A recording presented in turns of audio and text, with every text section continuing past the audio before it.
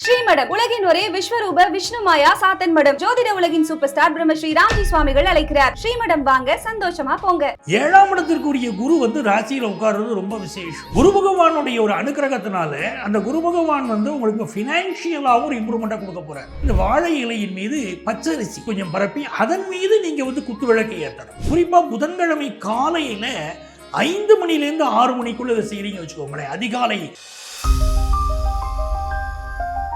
உலகெங்கும் வாழும் ரெட்ரோ ஆன்மீகம் நேயர்களுக்கு உங்கள் ஆத்மார்த்த ஜோதிடர் நங்கநல்லூர் டாக்டர் பஞ்சநாதனின் இனிய தை மாத நல்வாழ்த்துக்கள். நேயர்கள் அனைவருக்கும் இனிய தமிழர் திருநாளாம் பொங்கல் பண்டிகை நல்வாழ்த்துக்களை தெரிவிச்சுக்கிறேன்.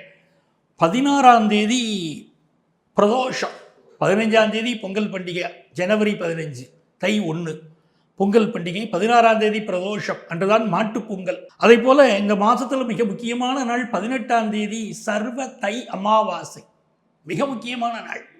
இந்த அமாவாசை தர்ப்பணத்தை கடைப்பிடிக்கணும்.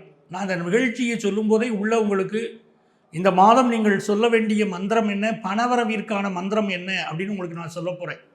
அந்த மந்திரத்தை நீங்கள் சொன்னீர்களானால் பணவரவும் நன்றாக இருக்கும், குடும்பம் மிக நன்றாக இருக்கும். இந்த தை மாதம் ரொம்ப அற்புதமாக எங்களுக்கு அமைஞ்சிச்சு சார் அப்படின்னு நீங்கள் சொல்லிடுவீங்க. அவ்வளவு நல்லா இருக்கும். அதற்குரிய மந்திரத்தையும் நான் சொல்ல போகிறேன். ஸோ தை அமாவாசை 18ஆம் தேதி வருகிறது. அன்னைக்கு பித்ருக்களுக்கு தர்ப்பணம் கொடுக்கணும்.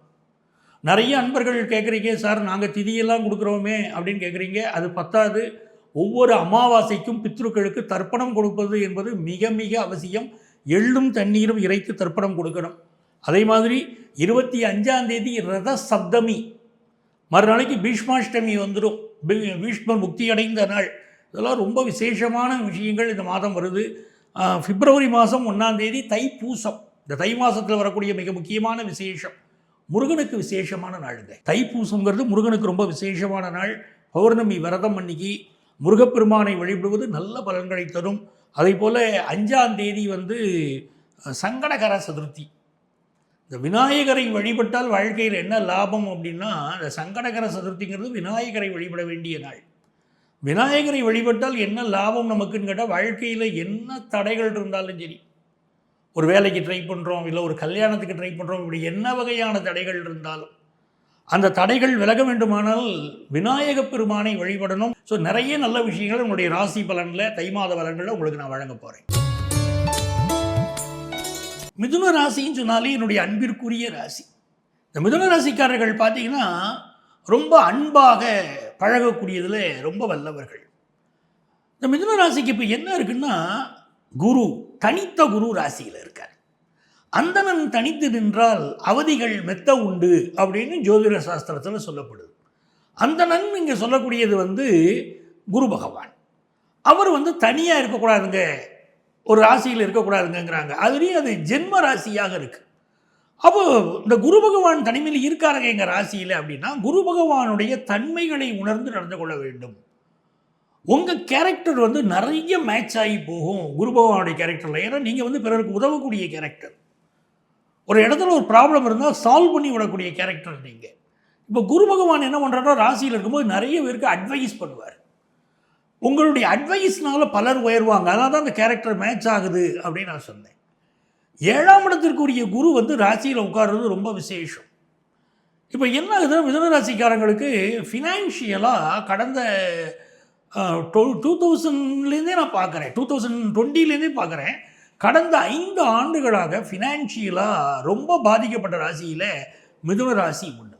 அந்த ராசியில் 2024லாம் நீங்கள் பார்த்தீங்கன்னா நிறைய ஃபினான்ஷியல் ஸ்ட்ரகிள். 25ல் கொஞ்சம் பரவாயில்லைங்கன்னு இருந்துச்சு. ஆனால் பரவாயில்லைங்கிறது கையில் வாங்குறேன், பையில் போடலை, பணம் நிற்கலை, என் குடும்பத்துக்கு பத்தலை. அதுதானே சூழ்நிலை மிதுன ராசிக்காரங்களுக்கு. அதுலேருந்து ஒரு விடுதலை இப்போ கிடைக்குது. குரு பகவானுடைய ஒரு அனுக்கிரகத்தினால அந்த குரு பகவான் உங்களுக்கு ஃபினான்ஷியலாகவும் ஒரு இம்ப்ரூவ்மெண்ட்டாக கொடுக்க போகிறார். அந்த பணம் உங்களுக்கு பயன்படும் நான் சொல்லலை. இந்த டிஃப்ரென்ஸை நீங்கள் புரிஞ்சுக்கோங்க. குரு பகவானால் வரக்கூடிய பணம் மிதுனராசிக்காரர்களுக்கு குரு பகவான் பாதகாதிபதி. அந்த பணம் உங்களுக்கு பயன்படவில்லை என்றால் நீங்கள் சந்தோஷப்படணும். யாருக்காக பயன்படும்? மிதுனராசியை சேர்ந்த ஒருவர் தன்னுடைய மனைவிக்காக இப்போ நிறைய செலவழிப்பார். இவர் தன்னுடைய மகனுக்காக மகளுக்காக நிறைய செலவிடுவார். இல்லை அவர்களுக்காக சேமிப்பார், அவர்களுக்காக பணம் சம்பாதிப்பார். அதுதான் இப்போ உள்ள நேரம். அப்படி நீங்கள் சம்பாதிக்கும் போது அதற்கு அந்த கிரகம் உங்களுக்கு வழிவகை கொடுக்கும். உங்களுக்குன்னு சம்பாதிக்கணும்னு நினச்சிங்கன்னா தடை வரும். உங்கள் மனைவி மக்களுக்காக சம்பாதிக்கிறேன், குடும்பத்துக்காக சம்பாதிக்கிறேன்னு நினைக்கிறவங்களுக்கு நல்ல வருமானத்தை கொடுக்கும். அதுதான் இந்த தை மாதம் நீங்கள் தெரிஞ்சுக்க வேண்டிய விஷயம். அப்போ உங்களுக்கு நல்ல பணவரவு இந்த மாதம் கிடைக்கும், அதில் சந்தேகம் இல்லை.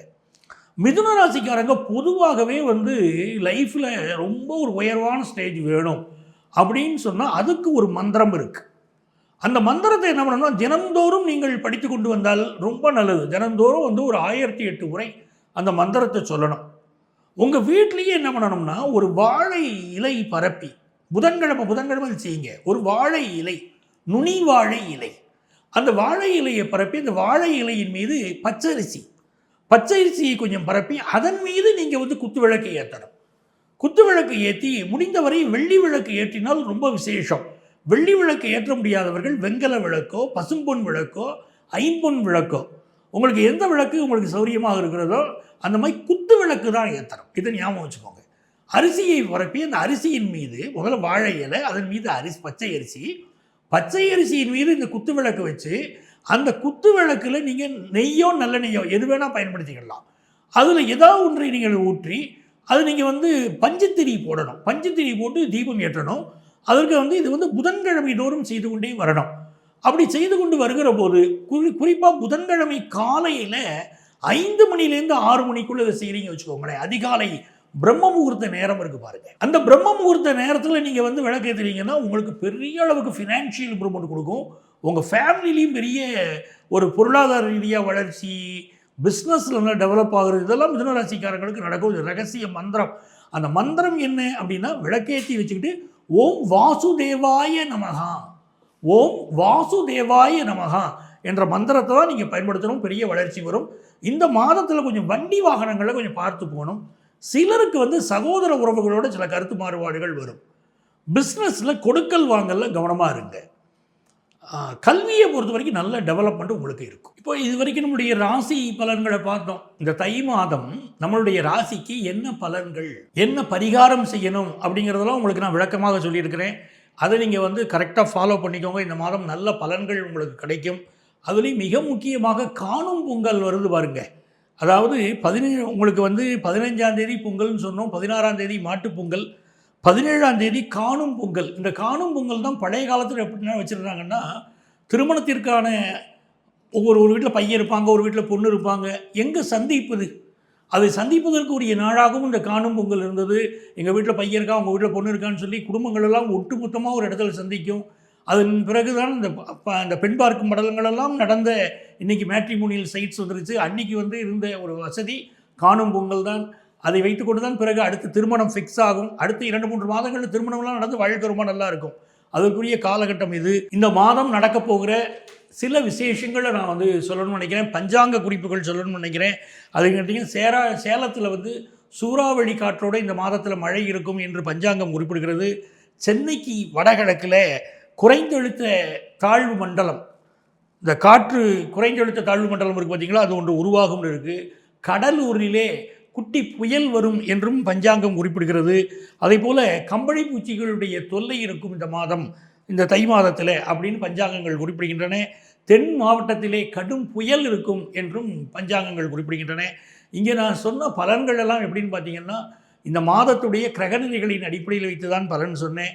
எப்படின்னா மிதுனத்திலே குரு பகவான், சிம்மத்திலே கேது பகவான், அதே போல் மகரத்திலே சூரியன், புதன், செவ்வாய், சுக்கிரன், கும்பத்திலே ராகு, மீனத்திலே சனி பகவான், இது போக டெய்லி சந்திரனுடைய சஞ்சாரம், இவற்றின் அடிப்படையில் வைத்து தான் இந்த மாத பலன்களை உங்களுக்கு நான் வழங்கியிருக்கிறேன். இந்த நிகழ்ச்சியை பார்த்து கொண்டிருக்கக்கூடியவர்கள் எங்களிடம் ஜோதிட ஆலோசனை பெற விரும்பினால் இங்கே எங்களுடைய செல்ஃபோன் நம்பர் கொடுக்கப்பட்டிருக்கு. அந்த நம்பரை காண்டாக்ட் பண்ணி ப்ரியர் அப்பாயின்மெண்ட் வாங்கிட்டு நான் நீங்கள் நேரடியாக சந்திக்கலாம். சென்னையில் டி நகர்லேயும் நங்கநல்லூர்லேயும் நம்ம ஆஃபீஸ் இருக்குது. நேராக வர முடியாதவங்களுக்கு ஆன்லைன் கன்சல்டேஷனும் உண்டு. உங்கள் வாழ்க்கைக்கு வழிகாட்ட காத்திருக்கும் உங்கள் ஆத்மார்த்த ஜோதிடர் நங்கநல்லூர் டாக்டர் பஞ்சநாதன்.